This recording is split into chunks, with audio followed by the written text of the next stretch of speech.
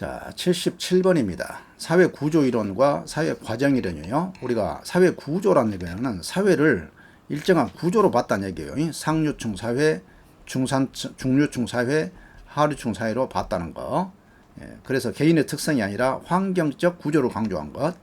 하위 계층에 초점을 둔 사회 구조적 이론이고요. 중상류 청소년 범죄에 대해서는 설명을 하는데 한계가 있습니다. 지금까지 본 거예요.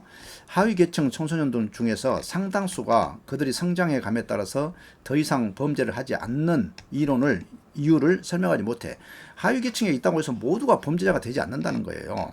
그래서 이 부분에 대한 이론들이 뭐다? 사회 해체 이론, 아노미 이론, 하위 문화 이론, 우리가 지금 봤단 말이죠. 이제 우리가 보고자 하는 것은 뭐냐면 사회 과정 이론이에요. 어떻게 해서 범죄를 하게 되느냐는 거예요. 어떻게? 여기는 어느 구조에 속해 있으면 범죄를 한다는 것이고, 사회 과정 이론은 어떻게 하는 거야, 배워가는 거야 라는 데 관심을 두고 있습니다. 자, 동일한 사회 구조적 조건을 가진 모든 사람이 동일한 방법으로 반응하지는 않더란 얘기야. 그렇죠? 자, 어떻게 범죄자가 되는지의 과정을 설명하고 있다는 것. 자, 인간의 행위란 학습되는 것이다. 또한 범죄 행위도 동일한 방법으로 습득되는 것으로 가정을 합니다. 자, 사회 심리학적, 사회적 발전 또는 사회적 상호작용 변수를 중심으로 이론화했다는 것.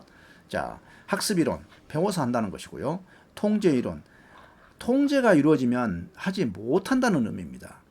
이 지금까지 우리 모든 이론은 뭐예요? 왜 범죄를 하지? 라는 데 관점을 뒀다면 통제이론은 왜 범죄를 하지 않지? 라는 거예요. 자, 개인적 통제도 있고 사회적 통제도 있고 거기에 법률적 통제도 있다, 이런 얘기입니다. 그 다음에 독특한 이론 중에 하나인데 낙인 이론이 있어요. 범죄는 낙인을 받아서 범죄를 한다는 거야. 뒤에 가서 자세히 보겠지만, 여러분, 범죄는 통상 1차적, 이제 우리가 낙인 이론에서 주로 이제 설명하는 모델입니다. 1차적 일탈이 있으면 여기에다가 사회적 통제가, 낙인이 있다는 거예요. 낙인. 처벌이 있다는 얘기죠. 이 처벌은 두 가지예요. 가족과 또는 이웃과 일반 사회적인 통제가 있는가 하면 또 법률적으로 아예 국가가 공식적으로 통제하는 경우가 있습니다. 이 두 가지가 있고, 그 다음에 이 통제가 결국은, 이러한 낙인이 결국은 제2의 일탈을 가져온다는 거예요. 그래서 제2의 일탈, 제3의 일탈은 결국은 뭐다? 1차적 일탈에 대한 낙인의 결과다라고 하는 거예요. 처벌의 결과다. 이렇게 이제 설명하는 이론이 낙인 이론입니다.